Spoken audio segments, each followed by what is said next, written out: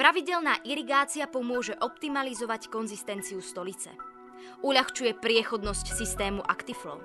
U pacientov s riedkou alebo vodnatou stolicou stačí menej výplachov. Výplach sa robí podľa rozhodnutia lekára.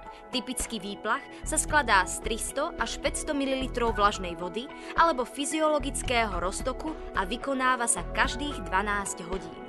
Ak je pacient v zodpovedajúcej kondícii, uložte ho do pozície s hlavou smerujúcou zľahka dolu. Naplňte irigačné vrecko predpísaným množstvom vlažnej vody alebo fyziologického roztoku a zaveste ho 60 až 90 cm nad pacientovo telo.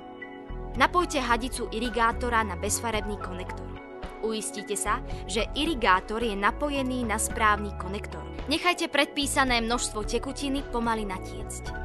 Ak tekutina v priebehu irigácie poteká pozdĺž retenčnej manžety, ľahké potiahnutie katétra by malo obmedziť podtekanie na priateľnú úroveň. Vráťte pacienta do polohy so zľahka vyvýšenou hlavou na podporenie odtoku. Po ukončení výplachu odpojte irigačné vrecko od irigačného konektora a konektor uzavrite viečkom. Stiahnite všetku stolicu z katétra do zberného vrecka.